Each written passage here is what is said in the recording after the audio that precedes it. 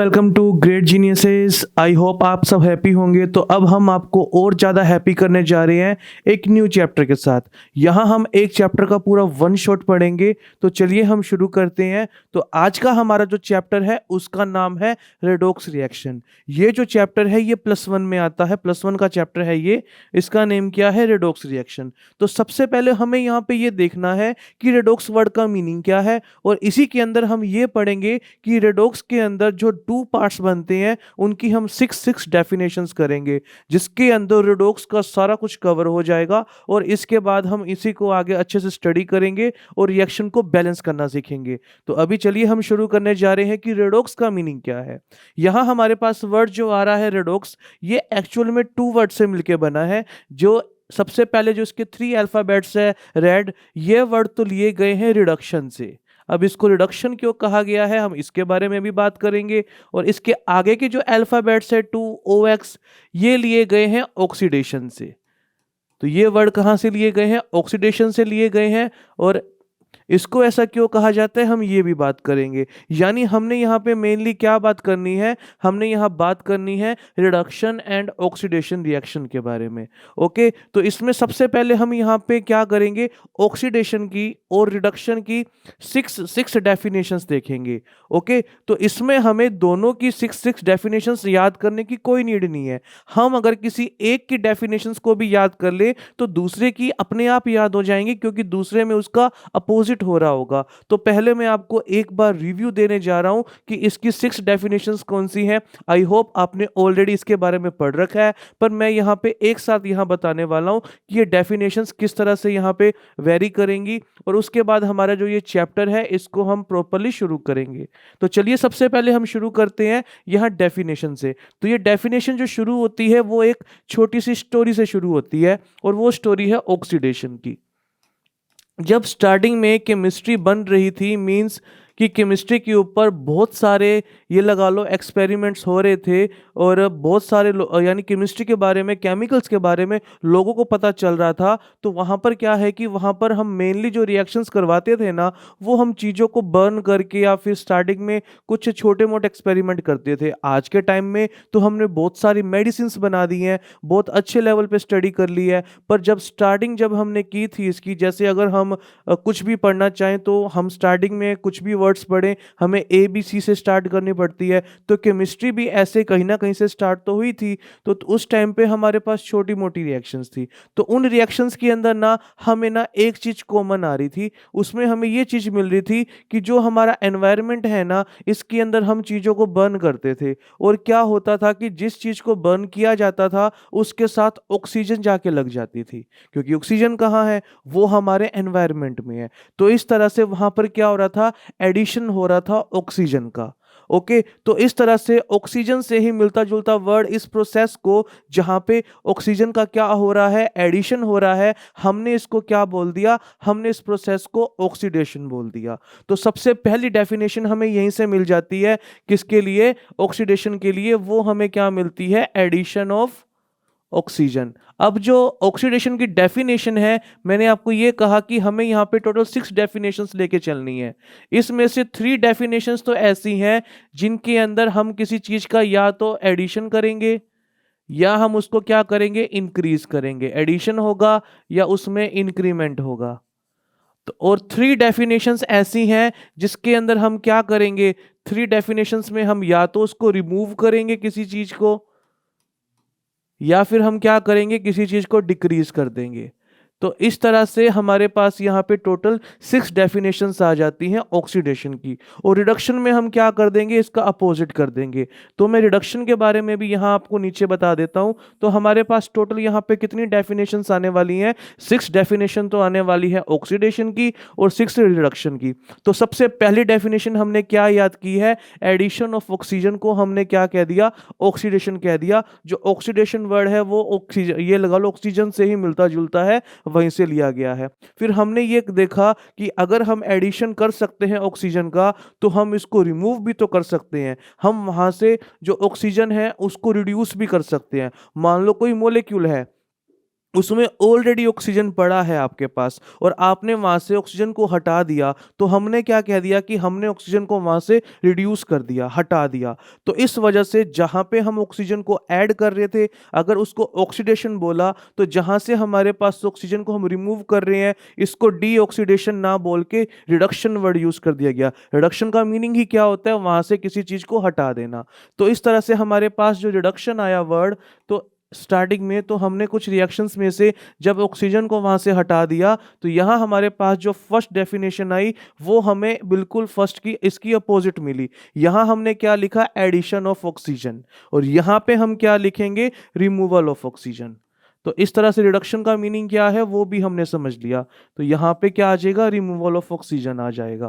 पहले मैं यहाँ पे सारी की सारी डेफिनेशंस बता रहा हूँ, उसके बाद ही हम यहाँ पे ये चलेंगे। अब इसमें भी क्या होगा, रिडक्शन की डेफिनेशन में भी सेम चीज जाएगी जैसे हमने ऑक्सीडेशन में पढ़ा। यहाँ पे हम 3 डेफिनेशन ऐसी पढ़ेंगे जहाँ पे किसी चीज का या तो रिमूवल हो रहा है या फिर वो डिक्रीज हो रही है, और यहाँ पे हम 3 डेफिनेशंस ऐसे पढ़ेंगे जहाँ पे किसी चीज का क्या हो रहा है, 3 डेफिनेशंस में या तो कोई चीज इंक्रीज हो रही है या उसका एडिशन हो रहा है।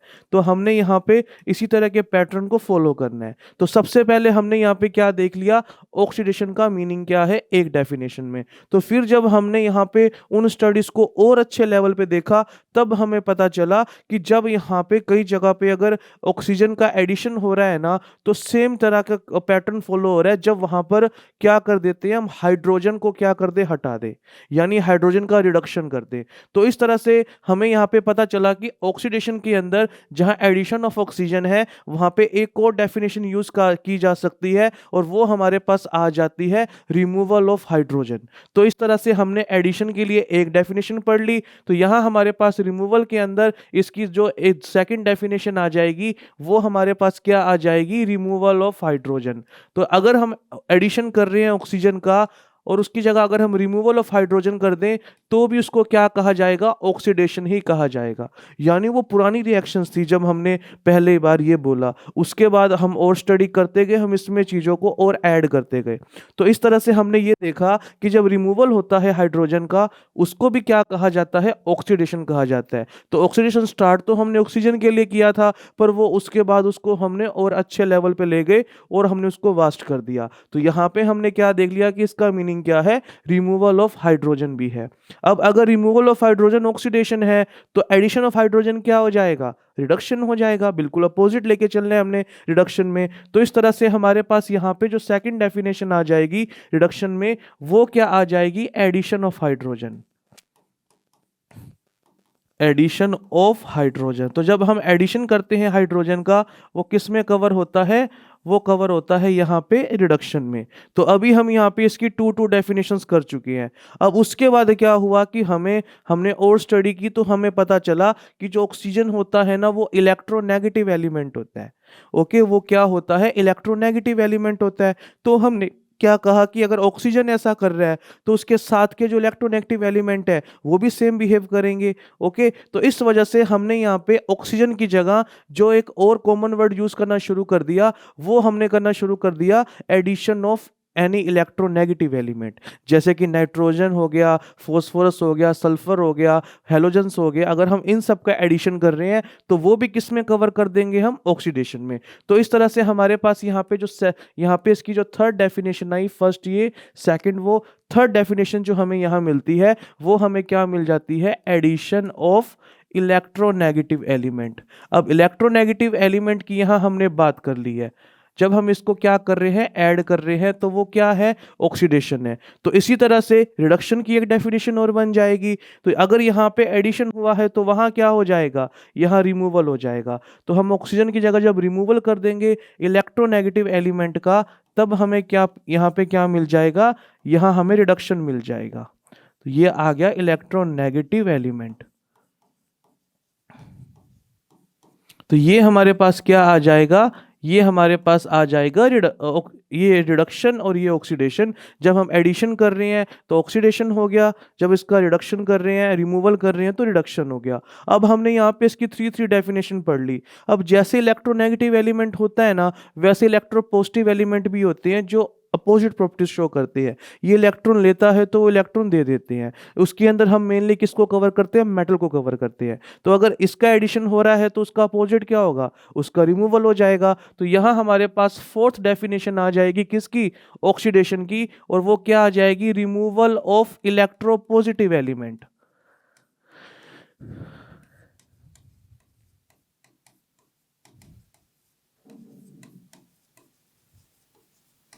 तो जब हम यहाँ पे रिमूवल कर देंगे इलेक्ट्रोपॉजिटिव एलिमेंट का तो हमें क्या मिल जाएगा? हमें यहाँ पे मिल जाएगा क्या? ऑक्सीडेशन। तो उसी तरह से अगर ऑक्सीडेशन में रिमूवल हो रहा है किसी चीज का, रिडक्शन में क्या हो जाएगा? एडिशन हो जाएगा। तो यहाँ हमारे पास फोर्थ डेफिनेशन आ जाती है, addition of electronegative element, sorry electropositive element, addition of electropositive element like metals.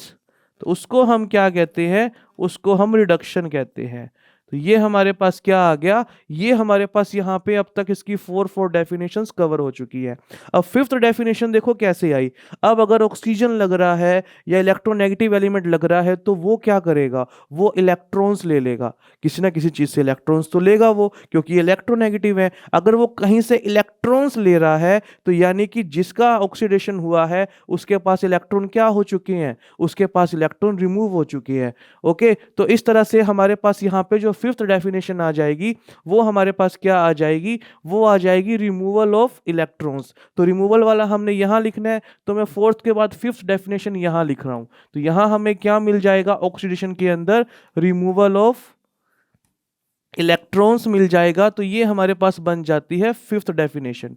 इन सब की हम रिएक्शंस की आगे बात करेंगे, अभी ओनली हम डेफिनेशंस की बात कर रहे हैं। तो हमने यहाँ पहले ही बात की थी, किसी चीज़ का रिमूवल होगा या डिक्रीज होगा तो उन सबको हम यहाँ पे क्या लेके चलेंगे? उन सबको हम यहाँ पे लेके चलेंगे किसकी फॉर्म में? ये जो हमारे पास ऑक्सीडेशन है उसकी फॉर्म में। तो जब हमने रिमूवल कर दिया इलेक्ट्रॉन्स का तो वो हमारे पास क्या आ गया? वो आ गया ऑक्सीडेशन। अब यहाँ अगर हम रिडक्शन की बात करें तो वहाँ पे क्या हुआ है? वहां पे जो इलेक्ट्रोपॉजिटिव एलिमेंट मान लो मेटल लगा है, ओके, वो क्या करेगा? वो वहां पर जो मेटल होगा ना वो इलेक्ट्रॉन प्रोवाइड करवा देगा। ओके, इलेक्ट्रॉन वो प्रोवाइड करवा देगा। या ये लगा लो कि ऑक्सीजन को मैंने रिमूव कर दिया तो ऑक्सीजन तो अपनी सेम फॉर्म में जाएगी, O2 की फॉर्म में मान लो बाहर निकल रही है तो इलेक्ट्रॉन्स तो दे के जाएगी, क्योंकि इसके ऊपर अगर वो साथ में रखी होती आयोन्स की फॉर्म में तब इस पर कोई ना कोई चार्ज होता। अब जब ये एलिमेंट्स की फॉर्म में या कैसे भी बाहर जा रही है इलेक्ट्रॉन्स तो दे के जाएगी। तो उस केस में यहाँ पे क्या हो रहा है? रिडक्शन के अंदर एडिशन हो रहा है इलेक्ट्रॉन्स का। ओके, तो यहाँ हमारे पास जो नेक्स्ट डेफिनेशन बन जाएगी, जो फिफ्थ डेफिनेशन हो जाएगी रिडक्शन में, वो उसकी अपोजिट चलेगी। तो यहां हमारे पास फिफ्थ डेफिनेशन क्या आ गई? Addition of electrons. तो जब हम एडिशन कर देंगे इलेक्ट्रॉन्स का, वो भी किस में कवर हो जाएगा? रिडक्शन में कवर हो जाएगा। तो आप यहां देख सकते हो हम एक डेफिनेशन से चले हैं, सारी डेफिनेशन हमें एक ही जगह पर एक साथ याद हो रही है। अब रह जाती है हमारी सिक्स्थ डेफिनेशन। वो क्या आती है? देखो, अगर कोई एलिमेंट है, ओके, उसका ऑक्सीडेशन हो रहा है, वो इलेक्ट्रॉन को डोनेट कर रहा है, तो उसके ऊपर क्या आ रहा है? उस पर पॉजिटिव चार्ज आ रहा है। सिंपल सी बात है, अगर किसी चीज पर पॉजिटिव चार्ज बढ़ रहा है तो हम यहाँ पे उस एलिमेंट का अगर एक पॉजिटिव चार्ज की बात करें तो उसको हम यहाँ पे एज अ ऑक्सीडेशन नंबर लेके चलेंगे, जिसके बारे में हम आगे और अच्छे से पढ़ेंगे। यानी उसका जो ऑक्सीडेशन नंबर है, या ऐसे समझ लो एक बार के लिए कि पॉजिटिव चार्ज है, वो उस एक स्पेसिफिक एलिमेंट पर इंक्रीज हो रहा है, क्योंकि उसने इलेक्ट्रॉन क्या कर दिए? डोनेट कर दिए। अगर उसने इलेक्ट्रॉन को रिमूव कर दिया तो उसका ऑक्सीडेशन नंबर क्या हो चुका है? इंक्रीज हो चुका है। तो हमारे पास यहाँ पे जो सिक्स्थ डेफिनेशन आ जाएगी वो हमारे पास क्या आ जाएगी? Increase in oxidation number. तो इस तरह से हमारे पास यहाँ पे सिक्स्थ डेफिनेशन आ जाती है ऑक्सीडेशन से रिलेटेड। सेम इसी तरह से अगर किसी को इलेक्ट्रॉन मिल रहे हैं तो उसके ऊपर नेगेटिव चार्ज बढ़ता जा रहा है, यानी उसका पॉजिटिव चार्ज कम होता जा रहा है, तो उसके अंदर ऑक्सीडेशन नंबर क्या हो जाएगा? डिक्रीज हो जाएगा। तो हमारे पास यहाँ सिक्स्थ डेफिनेशन आ जाएगी, डिक्रीज इन ऑक्सीडेशन नंबर। तो इसी को हम यहाँ पे क्या कहते हैं? रिडक्शन कहते हैं। तो यहाँ पे हमने अच्छी तरह से ये कंपेयर कर लिया कि ऑक्सीडेशन क्या होता है, रिडक्शन क्या होता है, उसकी 6 डेफिनेशंस कौन सी है।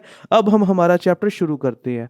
तो यहाँ पे अगर हम शुरू करें ऑक्सीडेशन के बारे में, तो यहाँ ये डेफिनेशन लिखी हुई है, addition of oxygen, addition of any electronegative element हो गया, रिमूवल ऑफ हाइड्रोजन हो गया, या इलेक्ट्रोपॉजिटिव एलिमेंट या लॉस ऑफ इलेक्ट्रॉन हो गया, इसको हम क्या बोलते हैं, इसको हम क्या कहते हैं, ऑक्सीडेशन कहते हैं। अगर मैं फर्स्ट रिएक्शन की बात करूं और यहाँ अगर हम ऑक्सीडेशन के बारे में बात करें, तो ऑक्सीडेशन क्या होगा, हमें क्या करना है, हमें रिएक्टेंट को कंपेयर करना है प्रोडक्ट के साथ।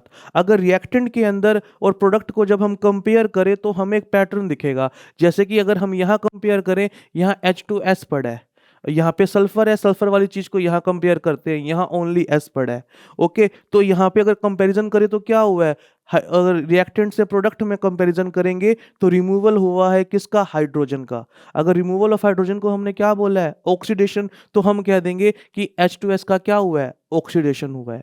और ये जो ऐसे हम रेडॉक्स क्यों पढ़ते हैं, क्योंकि यहाँ पे रिडक्शन और ऑक्सीडेशन दोनों एक साथ चलते हैं। अब अगर मैं Cl2 की बात करूं, तो Cl2 के केस में क्या हो रहा है, कंपेयर कर लो रिएक्टेंट को प्रोडक्ट के साथ, तो यहाँ पे हमें क्या मिल रहा है कि Cl2 के पास पहले तो हाइड्रोजन नहीं था, अब हाइड्रोजन आ चुका है, तो यहाँ क्या हुआ है, एडिशन हुआ है हाइड्रोजन का। तब हमें इसको क्या कह देंगे, हम कह देंगे कि Cl2 का यहाँ पे क्या हुआ है, रिडक्शन हुआ है। ओके, सेम इसी तरह से हम हर रिएक्शन को यहाँ पे कंपैरिजन करके चल सकते हैं। जैसे अगर हम यहाँ बात करें, SnCl2 लिखा हुआ है, इसको कंपेयर करते हैं यहाँ पे SnCl4 है, तो Cl क्या होता है, इलेक्ट्रोनेगेटिव एलिमेंट, वो क्या हुआ है, इंक्रीज हुआ है। तो इसका मीनिंग क्या हो गया, यहाँ पे क्या आएगा, ऑक्सीडेशन आएगा। वही जब हम यहाँ बात करें, HgCl2 है, यहाँ पे Hg2Cl2 है, एक तरह से देखिए तो एक Hg के पास एक Cl है, यहाँ एक Hg के पास दो Cl थे। Cl क्या था, इलेक्ट्रोनेगेटिव एलिमेंट, तो Hg ने क्या किया है, रिमूव किया है इलेक्ट्रोनेगेटिव एलिमेंट को, तो इसका क्या हुआ, रिडक्शन हुआ। सेम ऐसे ही अगर हम यहाँ बात करें, Na के साथ H का क्या हुआ है, एडिशन हुआ है, तो हम यहाँ पे क्या कह देंगे, हम यहाँ पे कह देंगे कि इसका क्या हो गया, रिडक्शन हो गया है। और हाइड्रोजन के अंदर इस तरह से हम यहाँ पे, इसका ऑक्सीडेशन हुआ है, इसका रिडक्शन हुआ है, हम यहाँ बोल देंगे। ओके, तो यहाँ पे हमने बात कर ली कि ऑक्सीडेशन से हम क्या समझते हैं। सेम इसी तरह से हमारे पास जो रिडक्शन है, इसकी डेफिनेशंस आ जाएंगी, और रिडक्शन के जो आपके पास डेफिनेशंस हैं, और वो सब मैं आपको पिछली रिएक्शंस में ही समझा चुका हूँ। तो ये हमारे पास क्या आ जाएगा, रिडक्शन आ जाएगा। तो अब अगर हम रेडॉक्स वर्ड की बात करें, ये भी मैं आपको बता चुका हूँ कि रेडॉक्स कहाँ से आया है, रिडक्शन और ऑक्सीडेशन से आया है, दोनों एक साथ चलते हैं, इसके बारे में हमने बात कर ली। और यहाँ हमने एक इसकी डेफिनेशन और देख ली, ऑक्सीडेशन क्या होता है, लॉस ऑफ इलेक्ट्रॉन्स। जिंक अपनी जीरो स्टेट में था, यहाँ से इसने 2 इलेक्ट्रॉन को लॉस कर दिए और 2 पॉजिटिव स्टेट में आ गया। तो ये 2 पॉजिटिव क्या है, 0 क्या है, यही ऑक्सीडेशन नंबर है जो अभी हम आगे पढ़ने वाले हैं। तो इस तरह से इसका क्या हुआ है, इसके अंदर यहाँ पे लॉस ऑफ इलेक्ट्रॉन हुए तो देखो क्या हुआ, ऑक्सीडेशन नंबर इंक्रीज हो गया। वैसे ही जब गेन ऑफ इलेक्ट्रॉन हुए तो क्या हुआ, ऑक्सीडेशन नंबर डिक्रीज हो गया। तो ये क्या, ये रिडक्शन हो जाएगा, ये ऑक्सीडेशन हो जाएगा। तो हम यहाँ पे देख सकते हैं कि जो जिंक है उसने क्या किया है, इलेक्ट्रॉन को लॉस कर दिया तो उसका ऑक्सीडेशन हुआ है, और कॉपर है उसने इलेक्ट्रॉन को गेन किया है तो उसका क्या हुआ है, रिडक्शन हुआ है। तो जितने एक रेडॉक्स रिएक्शन के अंदर इलेक्ट्रॉन डोनेट किए जाते हैं उतने ही गेन कर लिए जाते हैं। तो इस तरह से हमारे पास क्या आ जाती है, रेडॉक्स रिएक्शंस।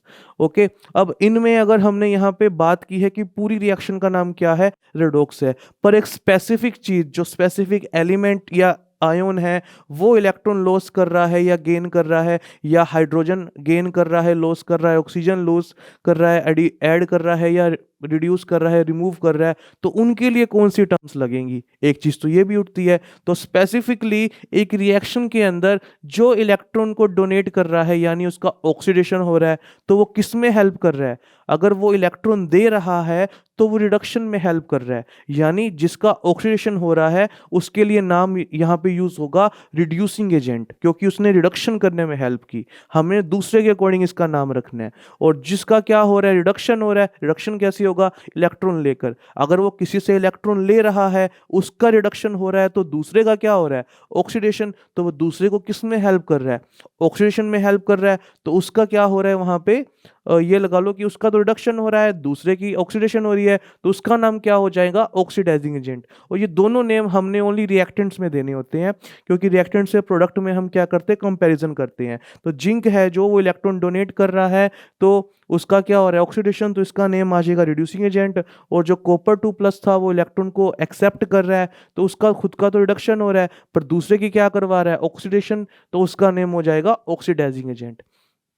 तो ये हमने पढ़ लिया। अब हम बात करते हैं ऑक्सीडेशन नंबर क्या होता है, जो अभी हमने बात की थी। तो ऑक्सीडेशन नंबर क्या होता है कि मान लो मेरे पास कोई मोलेक्यूल है, उसमें अगर मैं पर्टिकुलर एक एटम की बात कर लूँ, उसके ऊपर कितना चार्ज होगा उसके साथ वाली बॉन्डिंग के अकॉर्डिंग, तो उसी को उसका ऑक्सीडेशन नंबर कहा जाता है।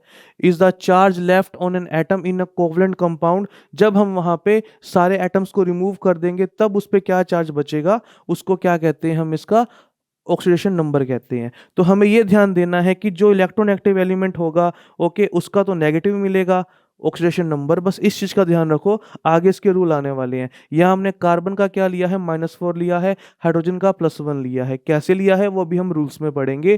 तो ये होता है हमारे पास ऑक्सीडेशन नंबर। अब हमारे पास रूल्स आ रहे हैं कि ऑक्सीडेशन नंबर को असाइन करने के लिए कौन कौन से रूल्स अप्लाई होते हैं। तो सबसे पहला रूल जो अप्लाई होता है वो ये है कि अगर कोई एलिमेंट अपनी फ्री स्टेट में रखा है, यानी जैसा एग्जिस्ट करता है वैसा रखा है, तो उसका ऑक्सीडेशन नंबर 0 होगा। जैसे कि एग्जांपल लेके चलते हैं हमारे पास, कि यहाँ हमारे पास अगर मैं मेटल्स की बात करूं तो मेटल्स होते हैं सॉलिड स्टेट में। जितने भी मेटल्स हैं, मान लो सोडियम है, सोडियम रखा है सॉलिड स्टेट में, पोटेशियम रखा है सॉलिड स्टेट में, मैग्नीशियम रखा है सॉलिड स्टेट में, और कैल्शियम रखा है सॉलिड स्टेट में। तो इन सब का ऑक्सीडेशन नंबर क्या होगा, 0 होगा। मर्क्यूरी की स्टेट कौन सी होती है, उसकी लिक्विड होती है। अगर वो लिक्विड स्टेट में रखा है तो उसका क्या होगा, उसका भी 0 होगा। अब इसके अलावा और कोई भी एलिमेंट्स हैं, ओके, अगर वो भी अपनी सेम स्टेट में रखे हैं जैसे एग्जिस्ट करते हैं, तो वही उनका ऑक्सीडेशन नंबर क्या होगा, 0 होगा। जैसे कि हाइड्रोजन हो गया, वो गैस की फॉर्म में होता है, 0 रख दो। ओके, क्लोरीन गैस की फॉर्म में है, एलिमेंटल फॉर्म में रखा है, जैसे एलिमेंट्स की फॉर्म में रहता है, 0 रख दो इसका ऑक्सीडेशन नंबर। इसके अलावा ब्रोमीन की बात करें, वो लिक्विड स्टेट में होता है, तो इसका भी 0 आ जाएगा, Br2 का। ओके, अगर हीलियम वगैरह की बात करें, हीलियम हो गया और नियोन हो गया, और आपके पास यहाँ पर क्या आ जाएगा, आर्गन आ जाएगा। ये सब गैसेस स्टेट में होते हैं, इनका भी 0 आ जाएगा। तो इस तरह से हमें यहाँ ये पता चल गया कि अगर कोई सेम जैसे होता है वैसे रखा है, उस पर कोई चार्ज नहीं है क्योंकि आसपास कोई एटम नहीं है, उसका ऑक्सीडेशन नंबर क्या होगा, यहाँ पे 0 होगा। तो ये है हमारे पास फर्स्ट रूल। अब इसके अलावा क्या होगा वो हमने यहाँ पे नीचे पढ़ने हैं, तो उसको हम कैसे पढ़ेंगे। अब हमारे पास यहाँ पे मेटल्स आती हैं, तो सबसे पहले आते हैं एल्कली मेटल्स। एल्कली मेटल कौन से हैं, H हो गया, H की हम बाद में बात करेंगे, लिथियम, सोडियम, पोटेशियम, रुबिडियम, हम इतने की ही बात करते हैं। इसके अलावा सीजियम की भी बात कर लेते हैं। ये सब क्या कर सकते हैं, इनकी वैलेंसी कितनी है, 1 है। ये 1 इलेक्ट्रॉन डोनेट कर सकते हैं, तो जब ये 1 इलेक्ट्रॉन डोनेट करेंगे तो क्या हो जाएगा, इनके ऊपर +1 चार्ज आ जाएगा, वही इनका क्या हो जाएगा, ऑक्सीडेशन नंबर हो जाएगा। इन सब का ऑक्सीडेशन नंबर क्या हम लेके चलेंगे, +1। ये तो थे अल्कली मेटल्स। साथ में क्या आते हैं, एल्कलाइन अर्थ मेटल्स। उसमें क्या क्या आते हैं, बेरिलियम, मैग्नीशियम, कैल्शियम। हमने मेन इनकी बात करनी है, आगे स्ट्रोंशियम और बेरियम भी आ जाएगा। इनकी बात करें, ये सब क्या करते हैं, ये सब 2 इलेक्ट्रॉन को डोनेट करते हैं, तो इनका ऑक्सीडेशन नंबर भी क्या आएगा, +2 आ जाएगा। तो बस इसे सिंपली याद करना है। हाइड्रोजन के केस में थोड़ा सा ये रहता है, देखो हाइड्रोजन को अगर आप किसी इलेक्ट्रोनेगेटिव एलिमेंट के साथ कनेक्ट करोगे तब इसका ऑक्सीडेशन नंबर आएगा +1। अगर आपने इसको किसी मेटल के साथ कनेक्ट कर दिया, मान लो हाइड्रोजन को मैं सोडियम के साथ ही लिख देता हूं, तो उस केस में मेटल के पास इलेक्ट्रॉन डोनेट करने की ज्यादा पावर है, इस वजह से हाइड्रोजन को इलेक्ट्रॉन लेना पड़ेगा। और जब ये इलेक्ट्रॉन ले लेगा ना, तब हम इसका ऑक्सीडेशन नंबर क्या लेके चलेंगे, -1 लेके चलेंगे। तो हाइड्रोजन के केस में हमें 2 याद करने हैं। तो इस तरह से हमें यह पता चल गया कि जो आपके पास एल्कलाइन अर्थ मेटल्स हैं या एल्कली मेटल्स हैं, उनके ऊपर क्या ऑक्सीडेशन नंबर आता है। तो यही हमारे पास था कि हमारे पास हाइड्रोजन है, उस पर +1 आता है। ओके, अगर वो ग्रुप 1 और ग्रुप 2 के साथ बॉन्डेड है तो उसके ऊपर -1 आ जाएगा। ओके, तो जैसे LiH हो गया, NaHCH2, इस केस में हाइड्रोजन पे क्या आ जाएगा, -1 आ जाएगा। आपको मैंने रीजन बता दिया हाइड्रोजन के केस में। और एल्कली मेटल्स का +1 आता है, एल्कलाइन अर्थ मेटल्स का +2 आता है। एल्यूमिनियम क्या है, वो भी मेटल है, वो भी क्या करेगा, इलेक्ट्रॉन डोनेट करेगा। कितने करेगा, 3 इलेक्ट्रॉन डोनेट करेगा, तो कितना उसका ऑक्सीडेशन नंबर आएगा, 3 आ जाएगा। तो हमने यहाँ पे ये देख लिया कि जो आपके पास मेटल्स के केस में है वहां पे क्या क्या रहने वाला है। अब हम बात करने वाले हैं नॉन मेटल्स के केस में क्या क्या रहने वाला है। तो अगर हम यहाँ पे बात करते हैं इलेक्ट्रोनेगेटिविटी के बेस पे, तो सबसे ज़्यादा इलेक्ट्रोनेगेटिव क्या होता है? फ्लोरीन होता है। उसके बाद क्या आता है? ऑक्सीजन आता है। उसके बाद हमें क्लोरीन मिलता है। ऐसे यहाँ पे हमें नाइट्रोजन हो गया, ब्रोमीन हो गया, सल्फर, फॉस्फोरस हो गया, आयोडीन हो गया। तो इस तरह से हमें यहाँ पे इलेक्ट्रोनेगेटिविटी मिलती रहती है। इलेक्ट्रोनेगेटिविटी यहाँ इंक्रीज होती है, यहाँ से ऐसे इंक्रीज होती है। तो सबसे ज़्यादा इलेक्ट्रोनेगेटिव एलिमेंट कौन सा है? फ्लोरीन है। तो फ्लोरीन का जो हमें ऑक्सीजन नंबर मिलेगा वो हमें हमेशा क्या मिलेगा? -1 मिलेगा, अगर वो फ्लोराइड की फॉर्म में है। अगर अपनी एलिमेंटल फॉर्म में है तो 0 मिलेगा, चाहे कोई भी एलिमेंट हो। F2 पड़ा हो, O2, N2, P4, S8 पड़ा हो, Cl2, Br2, I2 कुछ भी रखा हो, तब तो हमें 0 मिलना है। इसके अलावा अगर उन्होंने बॉन्ड बना रखे हैं तब क्या मिलेगा? हम यहाँ उसकी बात कर रहे हैं। तो फ्लोरीन का क्या मिलेगा? -1 मिलेगा। अगर फ्लोरीन के साथ किसी भी एटम को आप अटैच कर दोगे तो उसका प्लस में मिलेगा, फ्लोरीन का कभी प्लस में नहीं आएगा। तो फ्लोरीन की बात कर ली। अब क्लोरीन की बात करें, क्लोरीन किसी और के साथ अटैच है तो -1। ओके, अगर क्लोरीन, फ्लोरीन और ऑक्सीजन उससे ज्यादा इलेक्ट्रोनेगेटिव है, इनके साथ अटैच है तो +1 मिल जाएगा। Same goes for bromine and iodine. तो हमने इन एलिमेंट्स की बात कर ली कि हैलोजेंस बोलते हैं इनको, इनके केस में क्या रहेगा। Same goes for sulphur. Sulphur अगर किसी मेटल के साथ या किसी और ऐसे एलिमेंट के साथ कनेक्ट में है जो कम इलेक्ट्रोनेगेटिव है, ओके, तब तो इसके ऊपर -2 आएगा। ओके, क्योंकि इसकी वैलेंसी 2 है। अगर ये इनमें से किसी के साथ है, ऑक्सीजन, फ्लोरीन, क्लोरीन के साथ, उस केस में इसके ऊपर क्या आ जाएगा? प्लस में आ जाएगा। Okay, same goes for nitrogen. अगर नाइट्रोजन एलिमेंटल स्टेट में है तो 0 है, और अगर ये हाइड्रोजन के साथ है तो -3 बन जाएगा इसके ऊपर, इसकी वैलेंसी 3 होती है। अगर ऐसे कर करके ये लगा लो कि किसी और एलिमेंट के साथ है, मान लो ऑक्सीजन के साथ है, तो उस केस में क्या आ जाएगा? उस केस में इसके ऊपर प्लस चार्ज आ जाएगा। किसके ऊपर? नाइट्रोजन के ऊपर। तो ये हमने देख लिया। अब हमारे पास जो मेन चीज है वो रह गई है ऑक्सीजन। ऑक्सीजन के केस में हमने देखना है कि कितना कितना इसका ऑक्सीजन नंबर आएगा। अगर ये फ्लोरीन के साथ है तो नो डाउट प्लस में आंसर आने वाला है। अगर हम अलग से बात करें ऑक्सीजन किस फॉर्म में एग्जिस्ट करता है, तो ऑक्सीजन हमें मिलता है 3 फॉर्म में। या तो मिलेगा ऑक्साइड की फॉर्म में। ऑक्साइड की फॉर्म में ये ऐसा होता है, एक ऑक्सीजन के ऊपर 2 नेगेटिव चार्ज होता है, तो इसका ऑक्सीजन नंबर कितना आएगा? -2 आएगा। अगर ये मिलता है हमें पर ऑक्साइड की फॉर्म में, तो पर ऑक्साइड में हमें क्या मिलते हैं? पर ऑक्साइड में हमें O2 2 नेगेटिव मिलता है, यानी 2 ऑक्सीजन है, दोनों पे 1 नेगेटिव है। अगर हम यहाँ बात करेंगे तो यहाँ इसका ऑक्सीजन नंबर आएगा -1। वहीं अगर मैं सुपर ऑक्साइड की बात करूं तो सुपर ऑक्साइड में हमें क्या मिलता है? वहां पे हमें 2 ऑक्सीजन होते हैं, उनके ऊपर टोटल -1 चार्ज मिलता है। तो इस केस में इसके ऊपर जो यहाँ पे ऑक्सीजन नंबर आएगा वो आ जाएगा -½ तो हमने यहाँ पे ये देख लिया ऑक्साइड, पर ऑक्साइड, सुपर ऑक्साइड के केस में हमें ऑक्सीडेशन नंबर क्या क्या मिलने वाला है, और यही हमारे पास इसके रूल है। अगर कोई आपके पास ऑलरेडी आयोन्स की फॉर्म में पड़ा है, उस पर जो चार्ज होगा वही उसका ऑक्सीडेशन नंबर होगा। तो ये हमारे पास रूल्स थे जो हमने बात कर ली कि ऑक्सीजन का कितना मिलेगा, पर ऑक्साइड, सुपर ऑक्साइड में क्या मिलेगा, फ्लोरीन के साथ होगा तो पॉजिटिव होगा। इसके अलावा जो आपके पास हैलोजेंस में फ्लोरीन होगा उसका हमेशा नेगेटिव होगा, बाकियों का पॉजिटिव होगा। तो हमने यहाँ पे ये बात कर ली। इसके अलावा अगर कोई आयोन है, जितना उस पर चार्ज है वही उसका ऑक्सीडेशन नंबर है। तो ये हमारे पास क्या आ जाते हैं? रूल्स आ जाते हैं। अब ये आ जाता है कि जब आपके पास पॉलीएटॉमिक मॉलिक्यूल दे रखा हो, किसी एक एलिमेंट का ऑक्सीडेशन नंबर निकालना हो तो वो कैसे निकालेंगे।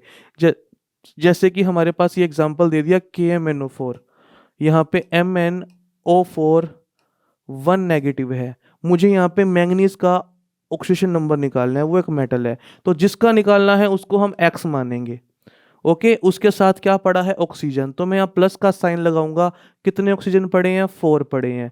एक ऑक्सीजन पे कितना चार्ज होता है? क्योंकि ये ऑक्साइड की फॉर्म में है, इस पे -2 चार्ज होता है, -2 × में लिख दूंगा, और इक्वल टू में क्या लिख दूंगा? जितना इस पूरे के ऊपर चार्ज है। इस पूरे पे कितना चार्ज है? -1, तो मैं यहाँ लिख दूंगा -1। यहाँ से जब हम फाइंड आउट करेंगे x की value, x -8 is equal to -1, तो x इज इक्वल टू +7। तो इस तरह से हमें पता चल जाएगा कि इसके ऊपर कितना ऑक्सीडेशन नंबर है, जब हमारे पास पॉलीएटॉमिक मॉलिक्यूल्स दे रखे होंगे जिस पे कोई ना कोई चार्ज होता है। तो हमने जिसका निकालना है उसे x मानो, बाकियों का निकालना सिखा चुका हूँ, तो उसको इक्वल रख दो जितना उसके ऊपर टोटल चार्ज है। चाहे प्लस में है तो उतना प्लस लिख दो, चाहे माइनस में है तो उतना माइनस लिख दो, कुछ नहीं है तो 0 लिख दो। ओके, तो इस तरह से हम कोई एक पर्टिकुलर एटम का भी ऑक्सीडेशन नंबर निकाल सकते हैं। तो यहाँ पे इन्हीं रूल्स की बात की गई है, ये मैं सारा अब आपको बता चुका हूँ कि किस पे कितना चार्ज आएगा। तो यहाँ आपको कुछ एक कैलकुलेशन दी गई है कि हम किस तरह से इसको निकालते हैं। जैसे CO3 2 नेगेटिव है, हमें यहाँ पे हाईलाइट किया गया है कार्बन, हमने इसका निकालना है। सेम रूल अप्लाई होगा, x प्लस 3, 3 क्या है, ऑक्सीजन 3 टाइम्स है, इनटू में -2 इक्वल टू -2 चार्ज है, वो लिख दिया। इसको सोल्व करेंगे तो हमारे पास क्या आ जाएगा, +4 आंसर आ जाएगा। सेम ऐसे ही MnO4 -1 पर मैग्नेट का मैंने अभी निकालना सिखा दिया। ऐसे ही यहाँ आपके प्रैक्टिस के लिए यहाँ टोटल मैंने आपको 12 कंपाउंड्स दे रखे हैं, 12 आयोन्स दे रखे हैं, आप इनमें से सबका निकाल सकते हो। रूल्स मैंने असाइन कर दिए हैं और इन सबका आंसर भी यहाँ दिया गया है। तो ये सब आपके लिए क्या है, एक होमवर्क है कि जिससे आप खुद भी निकाल सको। एक दो का मैंने निकालना सिखा दिया, बाकी सब आपको निकालना है। तो यहाँ पे हमने देख लिया कि किस तरह से ऑक्सीडेशन नंबर निकलेगा। ओके, यहाँ हमारे पास कुछ और एग्जांपल्स भी हैं, हम इन सब का भी निकाल सकते हैं कि I पॉजिटिव है, जैसे I है IF7, इसमें कितना होगा। तो अगर हम बात करें आयोडीन के बारे में, इसके साथ फ्लोरीन लगा हुआ है। फ्लोरीन क्या है, मोर इलेक्ट्रोनेगेटिव एलिमेंट है। तो मोर इलेक्ट्रोनेगेटिव एलिमेंट है तो इसका हमेशा क्या होगा, -1 होगा। और ये कितने टाइम्स रखा हुआ है, 7 टाइम्स रखा है। तो अगर हम X की बात करेंगे, यहाँ पे आयोडीन का कितना आएगा, +7 आएगा। तो आयोडीन का -1 तो हो सकता है, इसके अलावा +1 +3 +5 +7 भी हो सकता है। ओके, तो इस तरह से ये हमारे पास क्या आ गया, ऑक्सीडेशन नंबर आ गया कि किस तरह से निकालते हैं। अगर मैं यहाँ पे इस लास्ट कंपाउंड की बात करूँ, यहाँ पे लेड ऑक्साइड है, इसके अंदर जो लेड की वैल्यू आ रही है ना, वो फ्रैक्शंस में आ रही है। तो जो फ्रैक्शंस में वैल्यू आती है ना, इसके अंदर ना एक थोड़ी सी गड़बड़ होती है। गड़बड़ क्या होती है कि जो हम आंसर निकालते हैं ना, ये एवरेज वैल्यू है कि मान लो जब नंबर 1 से ज़्यादा है, इसमें लेड 3 टाइम्स है, तो लेड 3 टाइम्स है, तो ये 3 टाइम्स के लिए जो एवरेज वैल्यू है ना, हमने वो निकाल दी। इसका मीनिंग क्या हुआ कि इसके अंदर, लेड के अंदर जब 1 से ज़्यादा नंबर है और एक आपके पास फ्रैक्शन में वर्ड इसकी डिजिट आ रही है, तो इसका एक ही मीनिंग है कि इसके अंदर जो आपके पास लेड है ना, उसके अंदर वो 2 टाइप के रखे हुए हैं, दोनों का अलग अलग ऑक्सीडेशन नंबर है। हमने एवरेज निकाली है तो फ्रैक्शन आया है। तो इन सब का आंसर निकलता है इनके स्ट्रक्चर से। तो उन सब का आंसर कहाँ से निकलेगा, इनके स्ट्रक्चर से निकलेगा। अब हमने ये डेफिनेशन की बात भी कर ली कि अगर ऑक्सीडेशन नंबर इंक्रीज होगा तो ऑक्सीडेशन है, अगर ऑक्सीडेशन नंबर डिक्रीज होगा तो रिडक्शन है। वो हम यहाँ देख सकते हैं, यहाँ पे हम Fe का निकालेंगे ऑक्सीडेशन नंबर, जो कि कितना आ रहा है, +3 आ रहा है। इस तरफ Fe का निकालेंगे, एलिमेंटल स्टेट में है, सॉलिड स्टेट में रखा है, मेटल की फॉर्म में, तो 0 आ जाएगा। तो 3 से क्या हुआ है, 0 हुआ है, मतलब रिडक्शन। ओके, और यहाँ जब हम कार्बन की बात करेंगे, कार्बन अपनी ग्रेफाइट की स्टेट में, एलिमेंटल फॉर्म में है, सॉलिड स्टेट में, और यहाँ से जब आगे CO2 बना है तो वहाँ पे इसके ऊपर +4 चार्ज है, यानी +4 इसका ऑक्सीडेशन नंबर है। तो यहाँ हम कंपैरिजन करेंगे तो ऑक्सीडेशन नंबर क्या हुआ है, इंक्रीज हुआ है, तो उसका क्या हो गया, ऑक्सीडेशन हो गया। सेम इसी तरह से ये जो डेफिनेशन थी, मैं आपको सबसे पहले ही ये सारी की सारी बता चुका हूँ। वहाँ मैंने ऑक्सीडेशन नंबर क्या होता है ये नहीं बताया था, यहाँ मैंने आपको वो भी बता दिया कि ऑक्सीडेशन नंबर हमारे पास क्या आएगा।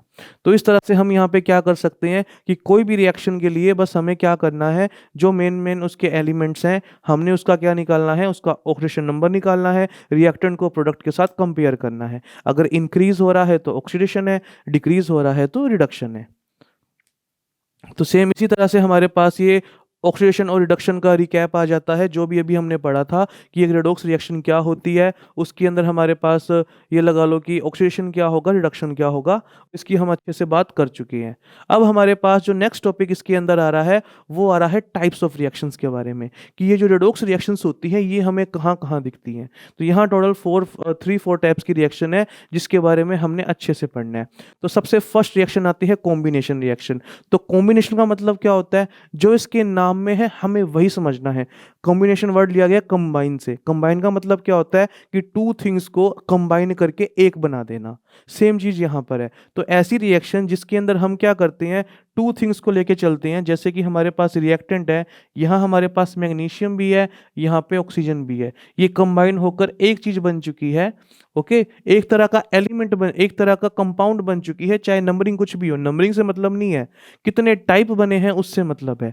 एक तरह का कंपाउंड बन चुकी है, तो ऐसी रिएक्शन को क्या कहते हैं, कॉम्बिनेशन रिएक्शन कहते हैं। तो ये जो रिएक्शन होती हैं ये भी क्या होती हैं, ये भी हमारे पास रेडॉक्स रिएक्शंस होती हैं। जैसे मैग्नीशियम है, ये एलिमेंटल स्टेट में है, इस पे कितनी स्टेट आई, ज़ीरो आ गई। ऑक्सीजन एलिमेंटल स्टेट में है, इस पे क्या आया, ज़ीरो आया। अगर मैं इसका ऑक्सीडेशन नंबर निकालूं, अगर वहाँ पे हम बात करें Mg क्या है, एल्कली मेटल है, तो जब इसके ऊपर ऑक्सीडेशन नंबर कितना आएगा, +2 आएगा। ऑक्सीजन ऑक्साइड की फॉर्म में है, इस पे कितना आएगा, 2 नेगेटिव आएगा। तो हम देख सकते हैं मैग्नीशियम का तो ऑक्सीडेशन नंबर क्या हुआ है, इंक्रीज हुआ है, ऑक्सीजन का क्या हुआ है, डिक्रीज हुआ है। तो मैग्नीशियम का ऑक्सीडेशन हो गया, ऑक्सीजन का रिडक्शन हो गया। तो जो कॉम्बिनेशन रिएक्शन होती है वो भी क्या होती है, हमारे पास एक रेडॉक्स रिएक्शन ही होती है। सेम इसी तरह से हम बात करते हैं डीकम्पोजिशन के बारे में। डीकम्पोजिशन रेडॉक्स हो भी सकती है, नहीं भी हो सकती। अब डीकम्पोजिशन क्या होता है, कॉम्बिनेशन का उल्टा होना, जिसमें हम क्या करते हैं, किसी एक चीज को ब्रेक डाउन करके टू या मोर देन टू थिंग्स के अंदर कन्वर्ट करते हैं। इनके लिए हम लिसिस वर्ड लगाते हैं। जैसे कि आप ये लगा लो, आपने हाइड्रोलिसिस वर्ड सुना होगा। ओके, उसमें क्या होता है, एक वाटर को टू पार्ट्स में डिवाइड करके प्रोवाइड करवा दिया जाता है। सेम इसी तरह से ये तो हाइड्रो के केस में था, हम यहाँ पे जो वर्ड यूज करते हैं वो हम यूज करते हैं थर्मोलिसिस, यानी आपने हीट की और एक चीज को डिकम्पोज करके टू में कन्वर्ट कर दिया। या हम यूज करते हैं फोटोलिसिस। फोटोलिसिस क्या होता है, फोटो मतलब लाइट, आपने लाइट डाली और लाइट डालने से एक चीज दो में कन्वर्ट होगी। या फिर हम यहाँ पे वर्ड यूज करते हैं इलेक्ट्रोलिसिस। इलेक्ट्रोलिसिस का मीनिंग क्या होता है, इलेक्ट्रिसिटी दी और इलेक्ट्रिसिटी देने से एक चीज क्या होगी, टू में कन्वर्ट होगी। और इसकी बहुत अच्छी रिएक्शन हम पहले से जानते हैं वाटर के बारे में। हम यहाँ अगर वाटर लेके चलें, अगर इसमें से इलेक्ट्रिक आर्क पास किया जाए इलेक्ट्रोड्स लगा के, तो हमें क्या मिलता है, हमें H2 मिलता है और O2 मिलता है। तो इस तरह से हम यहाँ पे देख लेते हैं कि यहाँ पे जो वाटर था ना वो क्या हो गया, वो दो एलिमेंट्स में क्या हो चुका है, ब्रेक डाउन हो चुका है। तो ऐसी रिएक्शन को हम क्या कहते हैं, डीकम्पोजिशन। इसके अंदर रेडॉक्स हो भी सकता है और नहीं भी हो सकता। जैसे कि CaCO3 को जब मैंने हीट किया तो ये CaO में कन्वर्ट हो गया और CO2 में कन्वर्ट हो गया। इसमें रेडॉक्स नहीं हो रहा, इसमें कैल्शियम पे +2 चार्ज था, यहाँ पे भी +2 चार्ज मिलेगा। ऑक्सीजन पे 2 नेगेटिव मिलेगा, यहाँ भी 2 नेगेटिव मिलेगा। ओके, और कार्बन पे +4 मिलेगा, यहाँ भी +4 मिलेगा। तो ये एक रेडॉक्स रिएक्शन का एग्जाम्पल नहीं है तो डीकम्पोजिशन पर रेडॉक्स नहीं है। वही जब मैंने ऊपर ये वाटर वाली रिएक्शन बताई है, इसमें क्या है, इसमें ऑक्सीडेशन हो रहा है। हाइड्रोजन क्या हुआ है, हाइड्रोजन तो यहाँ पे रिड्यूस हुआ है और ऑक्सीजन क्या हुआ है, ऑक्सीडाइज हुआ है। तो इस तरह से हमने यहाँ सेकंड टाइप की रिएक्शन पढ़ ली। थर्ड जो रिएक्शन आती है वो आती है डिस्प्लेसमेंट। डिस्प्लेसमेंट का मीनिंग क्या होता है कि किसी का एक, हमने जो ये लगा लो कि पार्ट था वो हटा के उसकी जगह उसको रिप्लेस कर दिया किसी दूसरे पार्ट से। इसमें क्या होता है कि ए जो होता है ना हमारे पास, जैसे एल्यूमिनियम है, यहाँ पे क्या पड़ा है, Fe के साथ ऑक्सीजन पड़ा है। तो इसके अंदर क्या होगा, Fe तो बाहर निकल जाएगा, एल्यूमिनियम अंदर आ जाएगा। तो इसने इसको क्या कर दिया, रिप्लेस कर दिया। तो ऐसी रिएक्शंस को हम क्या कहते हैं, डिस्प्लेसमेंट रिएक्शन। तो ये यहाँ पे Fe बाहर आ चुका है और एल्यूमिनियम यहाँ आ चुका है। तो यहाँ हमने ये पढ़ लिया। अब ये भी क्या होती है, एक जो रिएक्शन होती है रेडॉक्स होती है। कैसे, एल्यूमिनियम के ऊपर स्टेट क्या है, ऑक्सीडेशन नंबर 0 है, यहाँ पे क्या आ गया, +3 आ चुका है। यहाँ आयरन पे क्या है, 0 है, +3 है, यहाँ क्या हो चुका है, 0 आ चुका है। तो आयरन का क्या हो गया, रिडक्शन, एल्यूमिनियम का क्या हो गया, ऑक्सीडेशन। तो यहाँ पे हमने ये पढ़ लिया कि इसके अंदर क्या होता है, डिस्प्लेसमेंट रिएक्शन, और वो भी क्या होती है, वो भी हमारे पास रेडॉक्स होती है। फोर्थ टाइप की रिएक्शन आती है डिस्प्रपोर्शनेशन रिएक्शन। अब यहाँ इसका मीनिंग क्या है, यहाँ पे एक ही चीज ऑक्सीडाइज भी होगी और वही चीज रिड्यूस भी होगी। पहले क्या था, पहले आप ऑक्सीडेशन किसी और का करवा रहे थे, रिडक्शन किसी और का करवा रहे थे। ओके, यहाँ पे एक ही चीज का ऑक्सीडेशन होगा और उसी का ही रिडक्शन होगा। जैसे कि रिएक्शन दे रखी है हमें यहाँ पे H2O2 के अंदर, ये यहाँ पे हाइड्रोजन पर ऑक्साइड है, यानी ऑक्सीजन -1 स्टेट में है। ओके, और यहाँ पे जो वाटर बना है, वाटर में ऑक्साइड बनता है, यानी -2 स्टेट में है, और साथ में ऑक्सीजन बाहर निकली है, ये एलिमेंटल फॉर्म में है तो 0 आ गया। तो आप देख सकते हो -1 से 0 में जा रहा है तो इसका ऑक्सीडेशन हुआ है, और -1 से -2 में जा रहा है तो इसका रिडक्शन हुआ है। तो एक ही चीज का ऑक्सीडेशन होता है, एक ही चीज का रिडक्शन होता है। ऐसी रिएक्शन को हम क्या बोलते हैं, डिस्प्रपोर्शनेशन रिएक्शन बोलते हैं। तो ये डिस्प्रपोर्शनेशन रिएक्शन क्या होती है, ये अभी मैंने आपको बता दिया कि एक ही चीज का रिडक्शन होगा और उसी का क्या हो जाएगा, ऑक्सीडेशन हो जाएगा। तो अब हम यहाँ बात करते हैं कि क्या क्या कंडीशंस होती हैं डिस्प्रपोर्शनेशन रिएक्शन के लिए। देखो, कोई भी एलिमेंट है वो एक से ज़्यादा स्टेट में एग्जिस्ट करता है। जैसे कि अगर मैं यहाँ पे बात करूँ हेलोजन्स की, तो मैंने कहा था हेलोजन्स -1 से 0 में जाएंगे, +1 में होंगे, +3 में मिलेंगे, +5 में मिलेंगे, +7 में मिलेंगे। कौन कौन मिलेगा ये सब, क्लोरीन, ब्रोमीन, आयोडीन मिलेंगे। अगर मैं ऑक्सीजन की बात करूं तो वो हमें कहाँ कहाँ मिल रहा है, -2 में, -1 में, -½ में, ओके। इसके अलावा 0 में मिल रहा है और +1 में मिलेगा जब फ्लोरीन के साथ लगा होगा।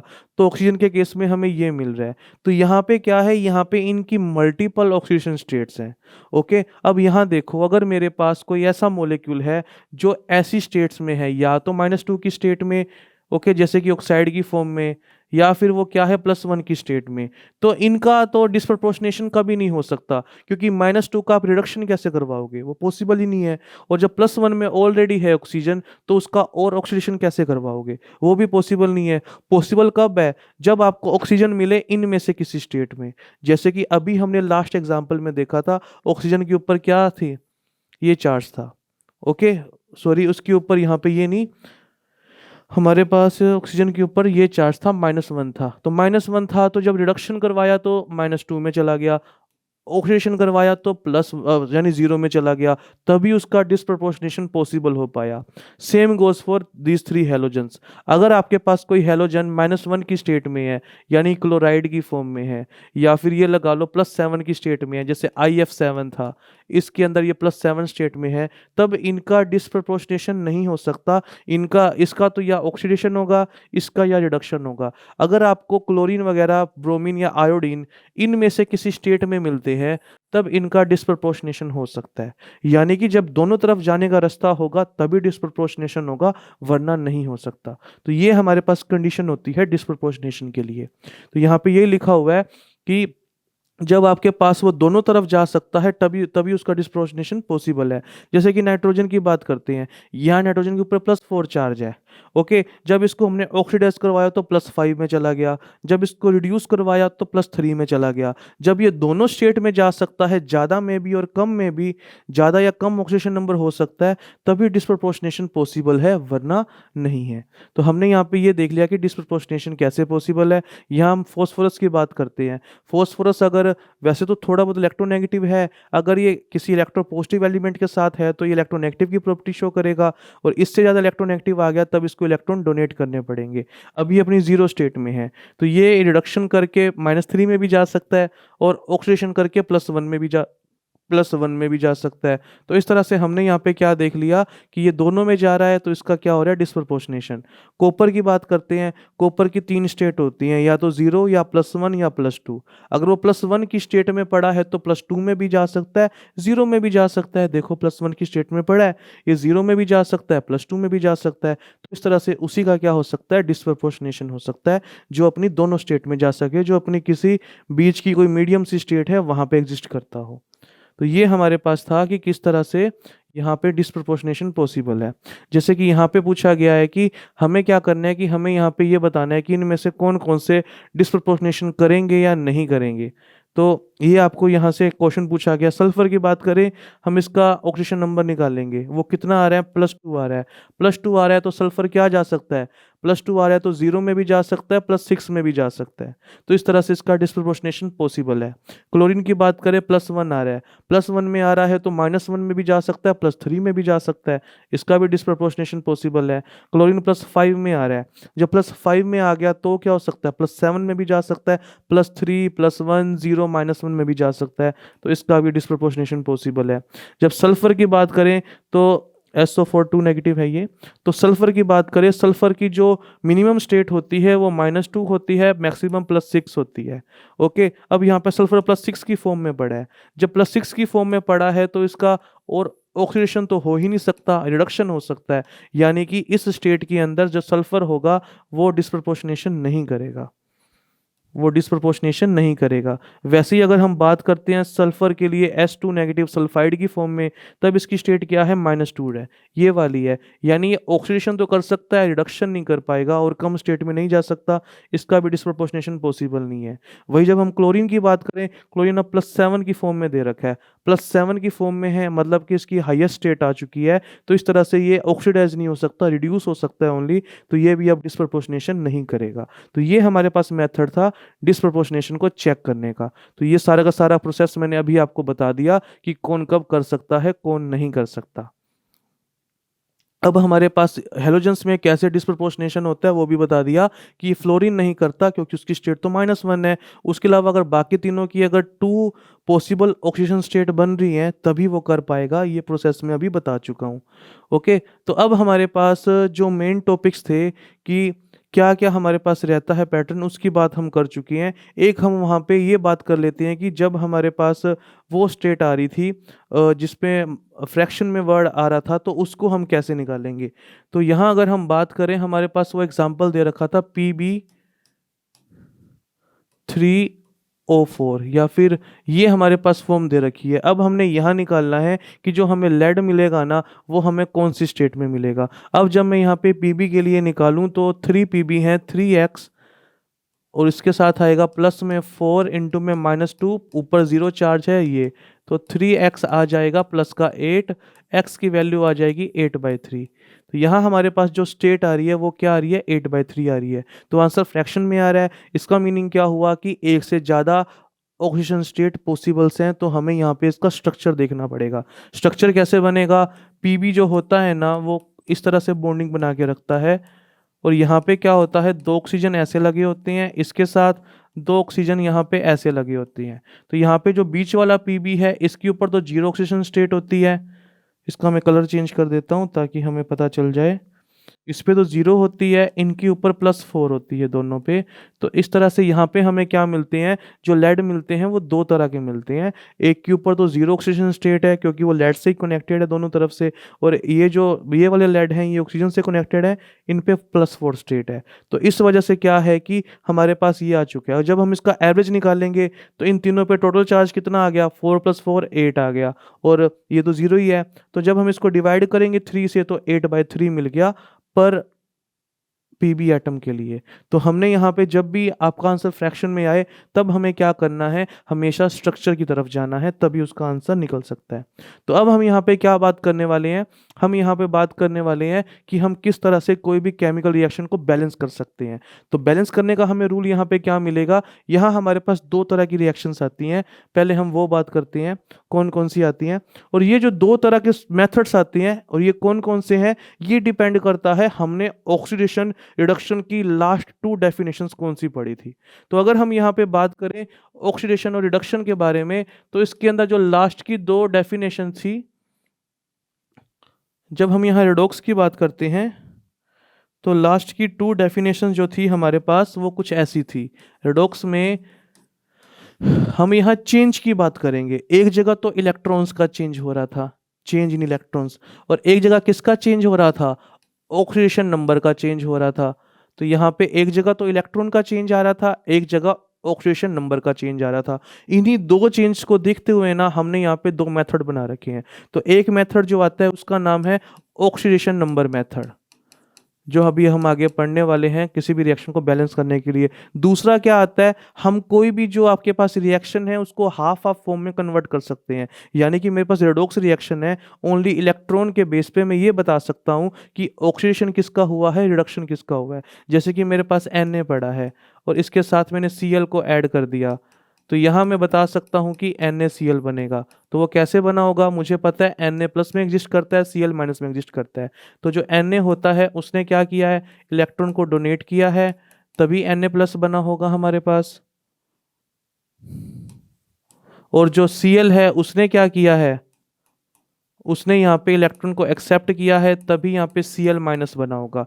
तो इस तरह से जब इलेक्ट्रॉन की बारी आती है तब जो मेथड आता है हमारे पास वो क्या आता है, वो हमारे पास इलेक्ट्रॉन के एक्सचेंज की बात आती है। तो जब हमारे पास ऑक्सीडेशन नंबर चेंज की बात आ रही है, उस मेथड का नाम क्या आ गया, ऑक्सीडेशन नंबर मेथड। और जब हमारे पास इलेक्ट्रॉन्स की बात आ रही है तब इसको हम क्या कह देंगे, क्योंकि हमने इस पूरी रिएक्शन को हाफ हाफ में कन्वर्ट कर दिया, ये हाफ ऑक्सीडेशन है, ये हाफ रिडक्शन है, तो इस मेथड को बोल देंगे हाफ रिएक्शन मेथड।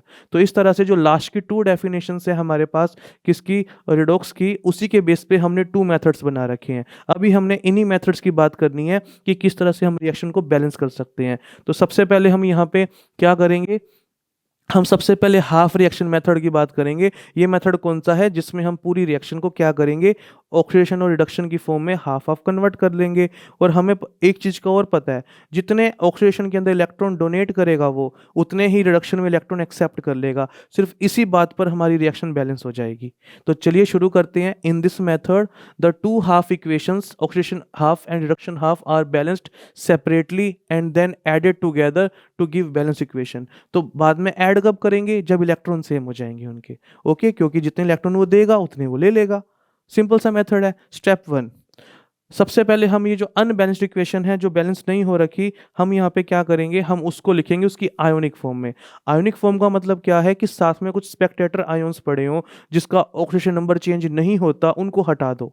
जैसे Na प्लस है, NaCl की फॉर्म में पड़ा है, वहाँ पे भी प्लस की फॉर्म में पड़ा है, तो वो तो Na प्लस रहेगा, उसको साइड कर दो, उसकी अभी नीड नहीं है क्योंकि वो तो वैसा का वैसा रहेगा। वो सिर्फ देखने वाला है, उसमें कुछ करने वाला नहीं है, उसको हम स्पेक्टेटर आयोन कहते हैं। ओके, जैसे कि ये रिएक्शन है, ये ऑलरेडी हमने यहाँ पे क्या कर रखा है, इसको आयोनिक फॉर्म में लिखा हुआ है। सेकेंड स्टेप में हम क्या करेंगे कि हम यहाँ पे ना ये चीज़ मेंशन कर देंगे कि किसका ऑक्सीडेशन हो रहा है, किसका रिडक्शन हो रहा है, और उसको हम सेपरेट कर लेंगे। Fe यहाँ पे 2+ स्टेट में है, यहाँ से +3 में गया है, तो यहाँ पे हेल्प तो हम ऑक्सीडेशन नंबर मेथड की लेंगे, पर करना यहाँ पे कौन सा है, हाफ रिएक्शन मेथड। तो यहाँ पे +2 स्टेट में है, यहाँ +3 स्टेट में है, यानी Fe का क्या हुआ है, ऑक्सीडेशन।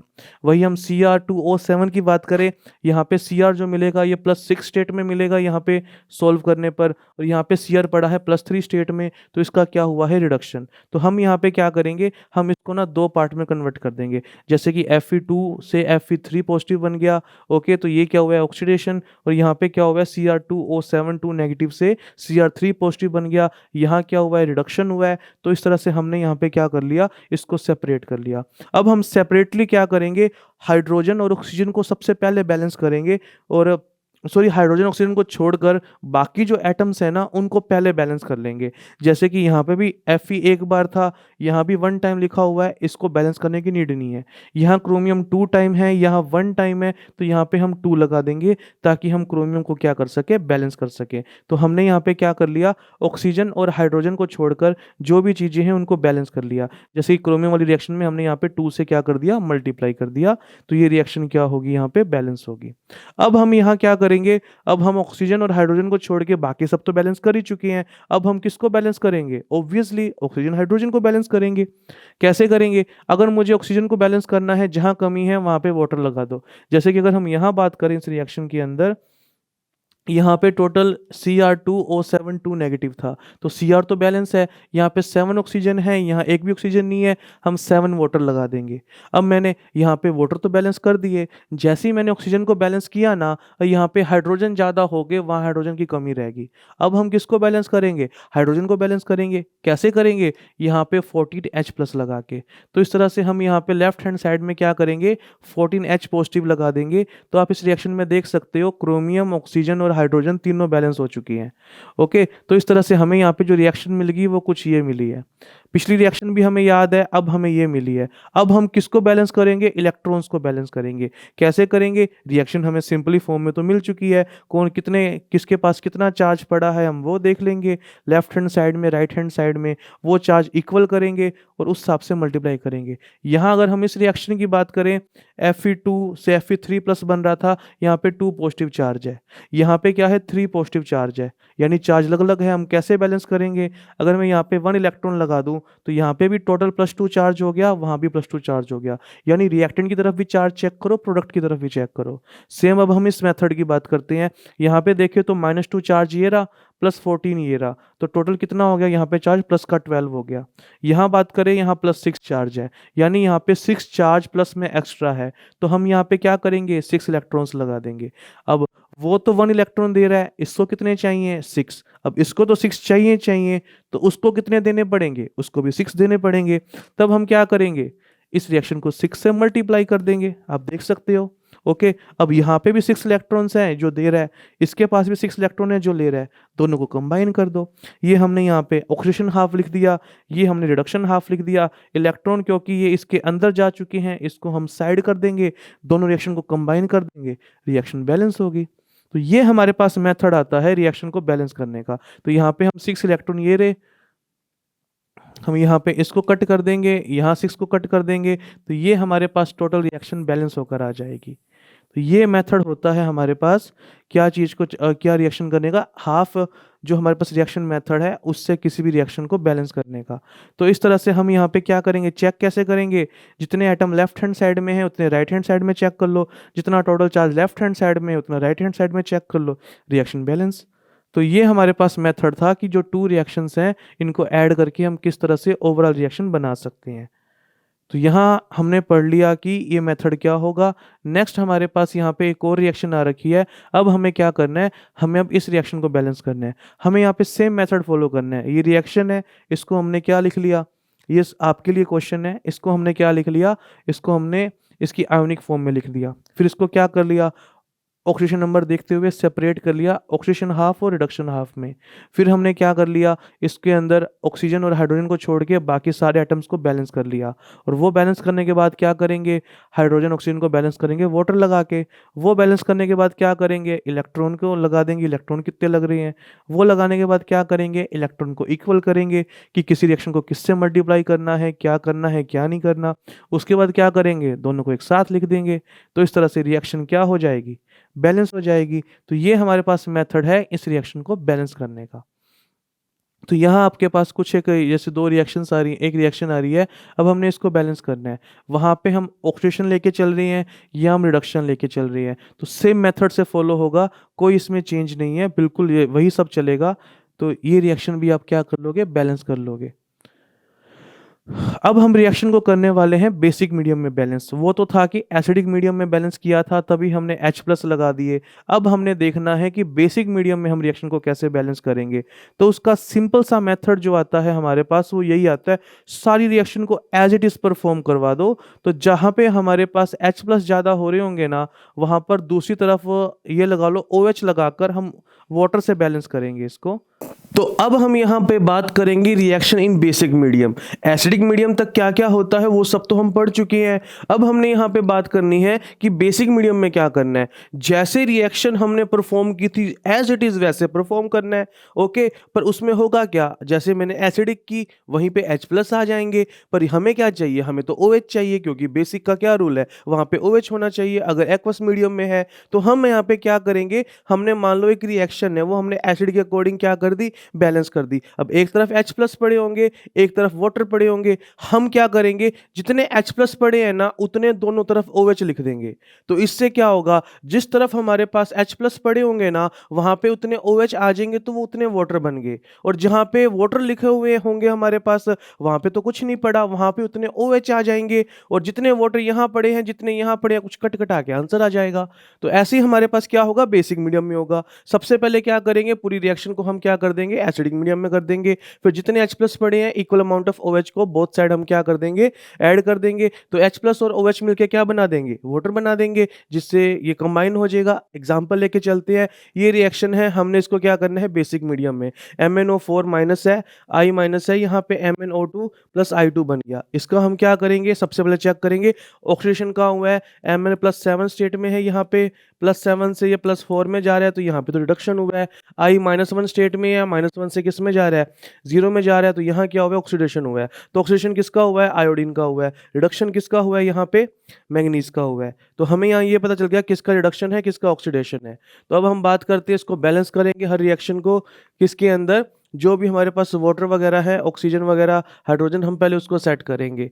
जैसे कि यहाँ I2 थे, हमें अभी क्या करना है, हाइड्रोजन ऑक्सीजन को छोड़ के बाकी बैलेंस करना है। I यहाँ पे 1 था, यहाँ 2 थे, तो यहाँ पे हम 2 से मल्टीप्लाई कर देंगे। यहाँ Mn क्या था, MnO4 माइनस है, और यहाँ पे MnO2 है, यहाँ कोई नीड नहीं है करने की। अब हम यहाँ पे इनके अंदर क्या करेंगे, जो वाटर है उसको, जो ऑक्सीजन वगैरह है उसको बैलेंस करेंगे। MnO4 है यहाँ पे O4 यानी 4 ऑक्सीजन, और इस तरफ क्या है MnO2 यानी 2 ऑक्सीजन, यानी 2 ऑक्सीजन की कमी है। यहाँ क्या कर देंगे हम, 2 वाटर लगा देंगे, हाइड्रोजन ऑक्सीजन क्या हो गए, बैलेंस हो गए। अब किसको बैलेंस करना है, हाइड्रोजन को बैलेंस करना है। यहाँ कितने हाइड्रोजन है, 4 हाइड्रोजन है, तो वहाँ पे क्या करेंगे, 4H+ लगा देंगे। तो इस तरह से हमारे पास यहाँ पे क्या हो गया, ये जो रिएक्शन है जैसा हम एसिडिक मीडियम में करते हैं ना, वैसा ही हमने इसको क्या कर दिया, यहाँ पे बैलेंस कर दिया। तो अब हमें यहाँ पे क्या करना है, इसको बेसिक मीडियम में बनाना है। तो करना क्या है, कितने H+ पड़े हैं, 4H+ पड़े हैं, तो यहाँ पे भी 4OH माइनस ऐड कर दो।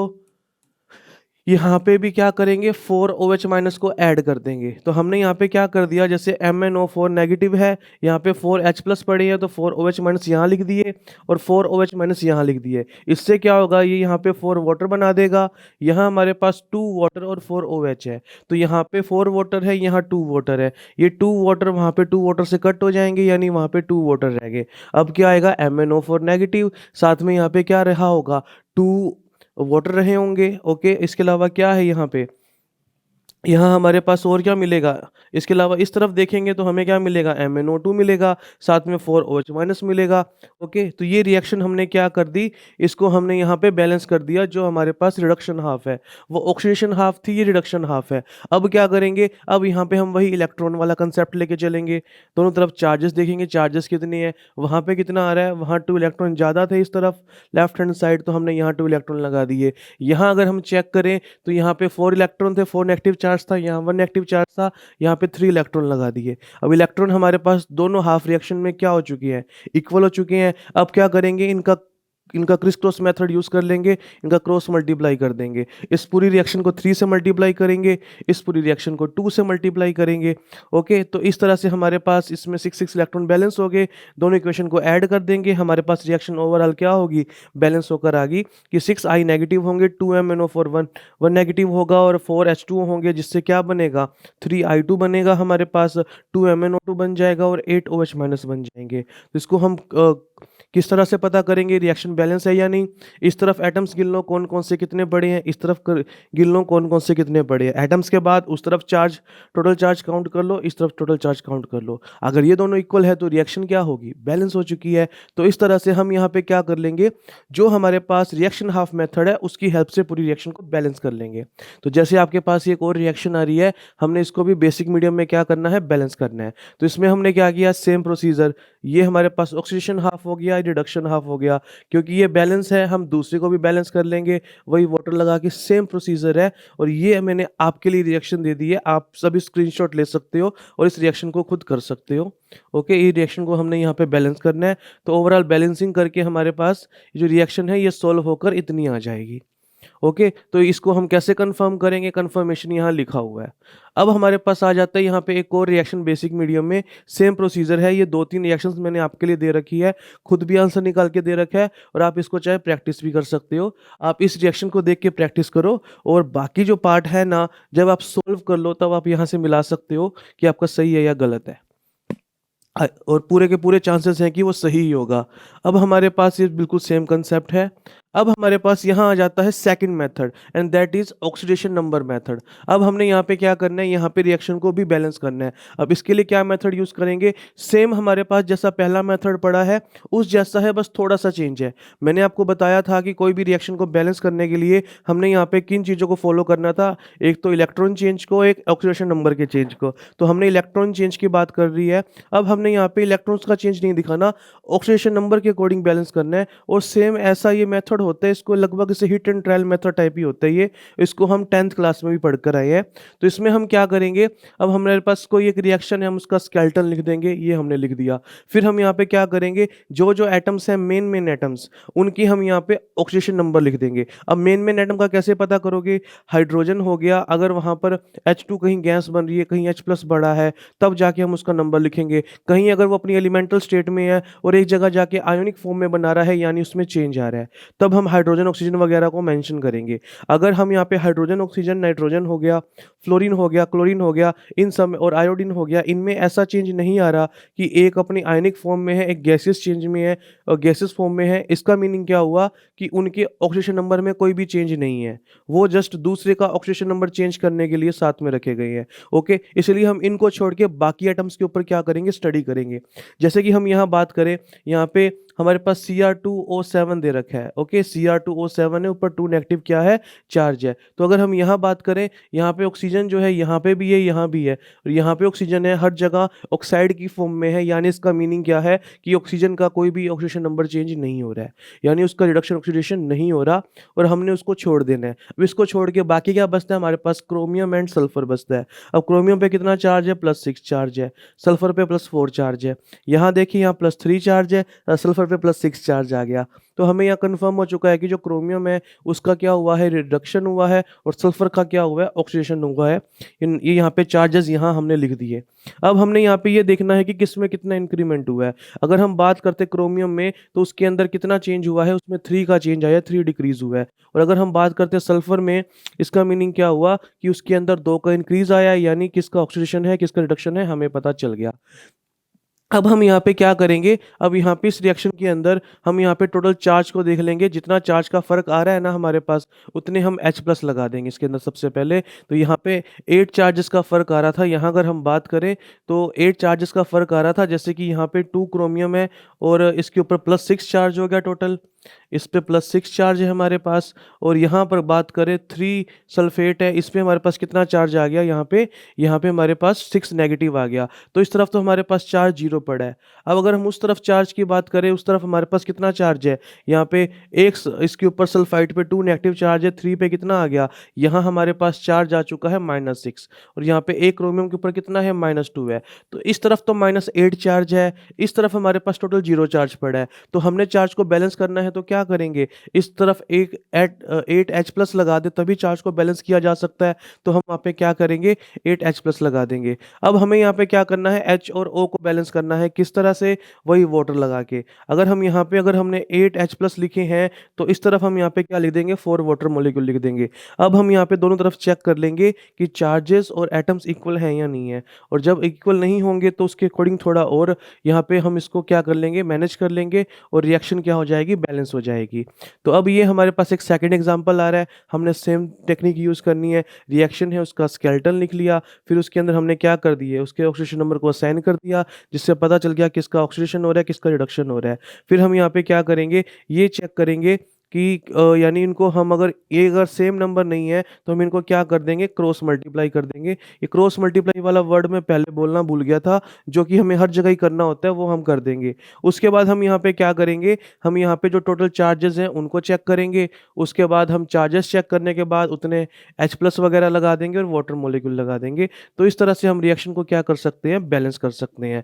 तो यहाँ हमने ये जो पूरा चैप्टर था उसके बारे में हमने कंप्लीटली पढ़ लिया है। इसमें सबसे पहले हमने 6 डेफिनेशंस पढ़ी, ऑक्सीडेशन की, रिडक्शन की, और उसके बाद हमने यहाँ पर क्या पढ़ा था, हमने यहाँ पे जो टाइप्स ऑफ रिएक्शंस थी उसके बारे में पढ़ा, ऑक्सीडेशन नंबर कैसे निकाला जाता है इसके बारे में पढ़ा था। और इसके बाद इसके अलावा हमने यहाँ पे ये पढ़ लिया कि 2 मेथड्स कौन से हैं किसी भी रिएक्शन को बैलेंस करने के। तो आई होप आपको ये पूरा चैप्टर बहुत अच्छे से समझ आया होगा। और अब ये चैप्टर पूरा हमारा कंप्लीट हो चुका है। इसके अंदर हम मेन पार्ट पढ़ चुके हैं। एक छोटा सा पार्ट और आता है इलेक्ट्रोकेमिस्ट्री वाला, मैं यहाँ पे आपको थोड़ा सा उसके बारे में और बता रहा हूँ। ओके, तो इलेक्ट्रोकेमिस्ट्री वाले कंसेप्ट में क्या आता है हमें यहाँ पे वो देखना है। तो इसके अंदर क्या होता है कि हमारे पास इलेक्ट्रोकेमिकल सेल होता है। इसका वैसे जो मेन टॉपिक है ये हमारा +2 का टॉपिक है इलेक्ट्रोकेमिस्ट्री वाला।